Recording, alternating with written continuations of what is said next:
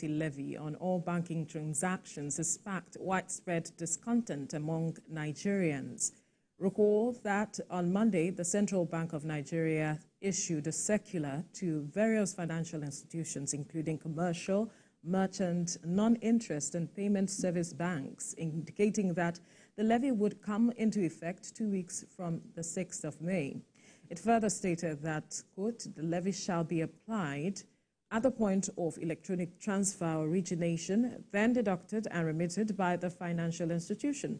The deducted amount shall be reflected in the customer's account with the narration, Cybersecurity Levy. Meanwhile, the Nigeria Labour Congress and Trade Union Congress have demanded a total reversal as it will affect more Nigerians economically. We're joining us via Zoom from Ibadan is a public finance policy expert, Olusegun Elemo. Good morning. Thank you for joining us. Yeah, thank you for having me. Happy to join. Now, this matter of cybersecurity levy has been generating reactions from a lot of Nigerians who do not understand why we are demanding this levy at this time. Perhaps you might want to help us better understand the decision of government taking this step and perhaps what benefits or what it means for Nigerians. Thank you very much. I had the opportunity to look into the circular that the CBN did pass around to the financial institutions. And of course, I wasn't even much aware about the levy before now, to be honest with you, because number one, it isn't my space except for the policy implication of it. So I wasn't familiar with what was happening in that space before now until this circular then came out. Also, I wasn't aware when that law was enacted. It may have been, the normal way, the normal legislative process, procedures that we go through. We say that we are having public hearing, but it isn't really a public hearing. It's a private hearing, really. So, and then again, it goes to show the level of policy sensitization that we have in the country. If we are going to implement policy aggressively in this manner, we should, sensitize people when those policies are being, put together, so that people are aware upfront before we begin the implementation. But then, having seen the circular of the CBN trying to enforce the implementation of that levy, the first thing that came to me, jumped at me, is the fact that it isn't the right time, actually. Many individuals, households, and businesses, are still finding the headroom with which to stay afloat, given the impact of the subsidy removal, the currency depreciation that we are facing right now, the level of inflation in the country, both the headline inflation and the food inflation. The headline, for instance, is at 32%. Food inflation is at 40%. What that means is that people are struggling, and not just individuals, even businesses are struggling to stay afloat. So when I saw the circular, I felt, no. I understand the need to secure the cyberspace, and also that dovetails into even physical security. And I understand the need for the Office of the National Security Advisor to, of course, generate enough funds to be able to implement its own programs in terms of whether physical security or cyber security. So there is the need for that. But again, is that what our priorities at this time? Remember that the president did mention that we are not going to tax poverty. We are going to tax wealth. Now, if you have 87 million of your citizens below the poverty line, the world's second largest, poor population after India, and you want to continue to impose tax upon tax upon tax, I don't think that should be our priority at this time. what we should focus on is how to empower the people, which I understand the president is also concerned about. For instance, the student loan fund that he just set up to provide access to education, whether formal or vocational. And that itself would need some, incubating timeline, so that people are empowered and they are now earning income and contributing to productivity, because then you can tax them. I think, for me, it's just not the right time to go about implementing this policy. Right. People will always say that there will be no time, whenever a policy is introduced, there will be no time for the government to implement it, as Nigerians definitely will kick against it. So talk to us first about, because with these announcements, some Nigerians are saying, is it even 0.5% or 0.005%? And how does it directly affect the common man, or maybe indirectly? Because there are 16 exemptions that the CBN ruled out, and I definitely did not see or didn't see as much direct impact it will have on the common man. Do you think? Oh, there will be direct impact. First, going to the rates that you mentioned, 0.5% in percentage and 0.005 in nominal terms. It's the same thing. It's just an interpretation. What it means is that you are paying 0.5% on the transaction that you are initiating. And if you are initiating, for instance, a 1,000 naira transaction, you're supposed to pay 15 naira on that 1,000 naira transaction. Now, I mean 5 naira, sorry. Now, if you are initiating, for instance, in volume of 10 million, for instance, you are going to pay as much as 50,000, as the charges, as a levy on that transaction. Now, what this means is, how many people are even doing intrabank, within their accounts? How many people are doing interbank within their accounts, the same customer? Let's leave out the non-profit sector, because, and then maybe public transactions, public, influence transactions, like if the CBN is paying, or you are paying to the TSA account, all of those transactions are exempted. But to individuals, is that basically if you are doing transaction, I mean, look at yourself. For me, if I do transaction, am I transferring to myself within the same bank? Am I transferring to myself within another bank? Am I transferring? Very few times you are transferring to another customer within the same bank. Most times you are transferring outside your banking system, your immediate banking system. You are transferring outside, interbank. So all of those transactions will be levied. And again, is whoever came up with 0.5%, I'm not sure that's a healthy levy to impose on people. Whether we have the right environment to do it or not, I think it's too much. I think it's too much. If you are talking about 0.05%, which will now give in nominal terms maybe 0.0005, then perhaps it's something that can be accommodated. Remember that even currently bank, already, charge you for, all kind of manner of levy, taxes, and all of that already on the transactions that you are making. And all of that are still going to erode the purchasing power of the average Nigerian, whether you like it or not. How much are they earning? Now we're still struggling to agree on the minimum wage, even though there's been an announcement, the labor is saying is something short of what they're expecting.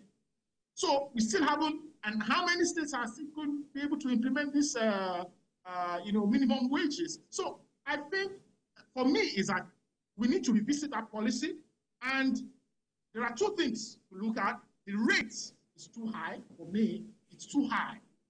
Whether for individuals or businesses, whichever volume that you're transacting at whatever level is too high, we need to revisit it. And again, the timing of implementation. Like you said, I agree with you. There will be no perfect time, but I've given you the data. We have 87 million people in poverty. Inflation, food inflation is at 40%. Headline inflation is at 32%. So if we're able to bring down and slow down on those indicators a little bit, perhaps we can then kick in this kind of policy. But why do Nigerians have to pay for this? I'm talking about cybersecurity for their funds. So where is the role, or what is the role then of the BVN that they did, the NIN, and remember previous government, ISAP and Tami, saying they have done so much with regards to securing the cyberspace for Nigerians. Where does that leave all of this? Well, I think that, well, for the question you asked for why Nigerians have to pay, I mean, really, for every public utility or every public infrastructure, whether digital or non-digital, the money has to come from the people. Government finances its operation basically on taxes, and then if the government has resources, whether natural, resources that it can trade, then it can generate revenue from that. So the people will have to pay for it. The question is, how much do the people have to pay? When do the people have to pay? And all of that. I think there's no time, there's no particular time that the people have to pay. And in terms of what you mentioned about, what the former Minister of Digital Economy mentioned about the cyber infrastructure. Yes, I mean, as the case is with every infrastructure, you need to continue to upgrade them, you need to continue to maintain them, you need to continue to expand their coverage. So that is given. That is, we can accept that the new National Security Advisor is looking to expand in some regard, to upgrade, to maintain some of this infrastructure. Yes, we will have to pay at the end of the day. And I understand the need to be hasty in accelerating growth, accelerating the necessary infrastructure, especially if you are looking to attracting, foreign direct investments. They will, of course, look at how secure the capital they're bringing into the country is. And if there are many security, shortfalls, it will hamper investment, it will hamper growth in some regard. But also is that we need to, like I said, set our priorities right. And I already mentioned what the president said earlier, that we're not going to tax poverty. So given that, governance philosophy of not taxing poverty, we need to reduce poverty, by an appreciable, number, such that we know that we have now upskilled a number of our young people. They are now earning income from themselves. They are contributing positively to the economy, and then we can now tax them in that regard. Well, some people will come out with the opinion that already banks are already charging me for a lot of things that I do, interbank charges, intrabank charges, whatever transaction that I make. They will also charge maintenance, ATM maintenance fee. They also charge, so many things, so much so that some of the banks do not even pay dividends any longer. Just few banks do pay their customers dividends, maybe at the end of the month, at the end of the year. So do you not think that these taxes are way too much, so that the banks and the NSA or the cybersecurity levy, they should harmonize and then try to reduce whatever charges, whatever existing charges that we have? And do you not fear that this might lead to some people not even wanting to use the banks at all? They will just prefer to say, okay, I'll give you the cash rather than having to go through the banks. Exactly my point. So on the multiple charges that are most largely opaque on the part of the financial institutions. I mean, for me, for instance, you just get random prompts on your phone saying this has been deducted, that has been deducted, and I don't know how much we can bear up with that kind of arrangement. So I would say much of these charges are opaque. We don't understand them, and the banks aren't explaining these charges. They just feel, oh, they have access to your funds and they can deduct as they like. So on the other side, about the rates, whether it's much, and compare with also the fact that people have to pay taxes in some other regard. I've mentioned about that see, we need to agree on what we want. I accept the fact that the people, citizens, will have to cover the cost of governance. But when these costs are inefficient, when there is corruption elements in some of these costs that are being covered, that's where the issues are. So government itself will need to prove to the people that we are about the most efficient way of utilizing public resources, and that whatever we are, harvesting in terms of revenue from the people, we are utilizing it properly. And there are other ways, other revenues that government can explore to be able to attend to this if it is very urgent and crucial to, follow through with the policy implementation. So for me is that we could explore the possibility of reducing the rates so that, people can have some headroom and, compliance can be easy. Or like you mentioned, it's even the policy sort implication of it. So for instance, we're trying to digitize the financial inclusion, for instance, put people that are unbanked right now and make sure they are banked. And then on the other hand, you say once they bring in their money to the banks, you start deducting it. So again, gives that opportunity for people to then go outside of the banking system. And at the end of the day, who loses? Everybody loses. All right, we have our other guest joining us right now, Johnson Chukwu. He's joining us right now to talk more on this matter with regards to the matter of cybersecurity levy. Good morning. Thank you for joining us. Good morning, and thank you for having me. Now, Mr. Chukwu, please perhaps help Nigerians understand why they need to pay this levy to ensure that their funds are secure, because like our other guest was mentioning, there are several implications to this, and the timing doesn't seem right. We're looking to spread the net for the unbanked so that they can come into the net of the banked, but so many of them are now beginning to think otherwise. So perhaps you need to help us, help Nigerians better understand the decision of government.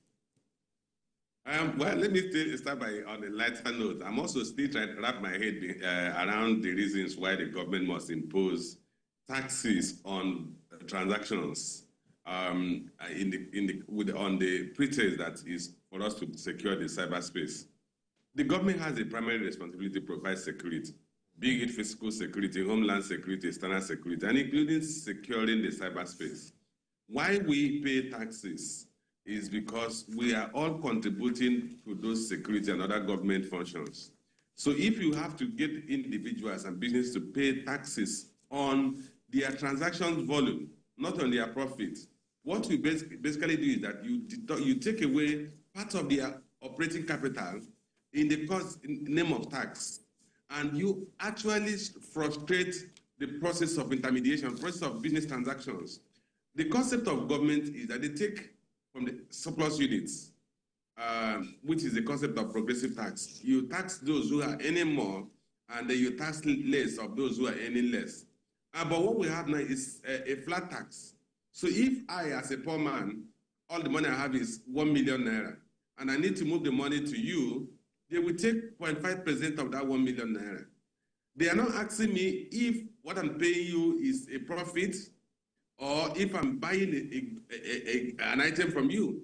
And then you want to pay your supplier, they take another 0.5%. And what happens is that each and every one of us will have to mark up this 0.5% on our cost, and then transfer it to the next person and the next person and the next person. By the time it moves 10 places, you already have 5% deducted or added to the cost of that business. So eventually, you're going to be passing additional burden on the consumers that is not based on consumption.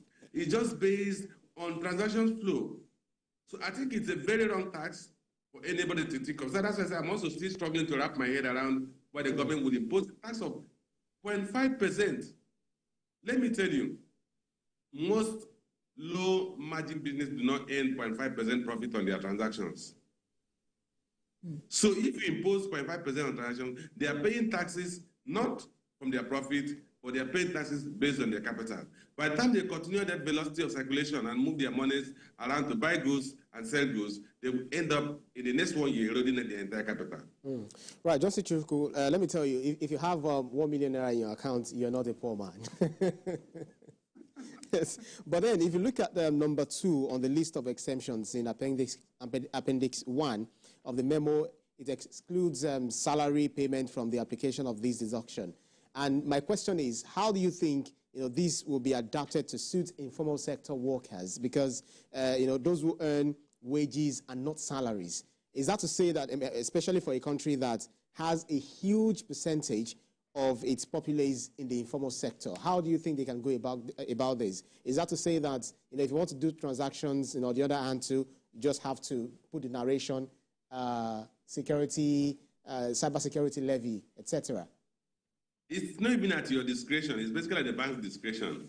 If I transfer money to you, why they can effectively exclude salaries is because salaries are paid as lump sum payment from distribution from institutions or employers to their employees. So salary payments can be taxed, and a proper code used to exempt it. But for the man who is selling handkerchief in Maryland, on the road in Maryland, and who goes to buy the handkerchief from somebody, and if he has to do a transfer from his account to the person who supplies him handkerchief, there's no way he will tag it as salary or wage. So it's a transaction payment, and they will slam a 0.5% on it. But look at that man who sells 5 hanky in a day, and you are taking tax of 0.5% on every payment he makes. How do you think, what would you think will happen to his livelihood? What level of capital do you think he has that you're taking 0.5%? Do you think he makes 0.5% profit on each of those hanky sales? So that's what we're going to. But beyond that, even for rich people, even people like you are those of you who are very rich, the concept that they'll take 0.5% from your transactions flow is that in the next 1 year, your capital will be eroded, unless you are in a business that has a huge margin. And for you to safeguard yourself from that, you have to begin to mark up. And today, Nigerians don't have money to pay for anything. They don't have money to buy basic things of life. My colleague there was talking about inflation rate at about 3.2% in March, food inflation at 40%, and it cannot exempt food items. So if I want to buy 5 tubers of yam, and the person who is selling the 5 tubers of yam in the market says, okay, transfer to my account. As I make that payment to the person's account, they will take 0.5% from it. And this guy who retails yam in my 12, we have to pay somebody who supplies yam. Maybe now he has to pay like 5 million to the person who supplies yam to him. They take another 25,000 from it. All right. Johnson Chukwu, let me stay with you because we have limited time now. The government is saying that this matter is to tackle crimes and terrorism, and that Nigeria actually lost about 273 billion naira to cybercrime in the year 2002, and we have seen that increase over the years. So what would you proffer to government now if you are saying that this is not healthy for us at this time? What I would say the government to do is that they need to recognize one thing. Let me talk from a broader perspective before I get to the narrow, to the specifics of your question. Tax is a leakage in any economy, and subsidy is an injection. When you take tax from the economy, you deduct from the prospect of that economy growing. One of the things they use to slow down the economy that is heated up is to increase taxes so that you slow down the economy. Our economy is struggling. So what we should be focusing on, how do we create incentives to grow the economy so that we're increasing the pie?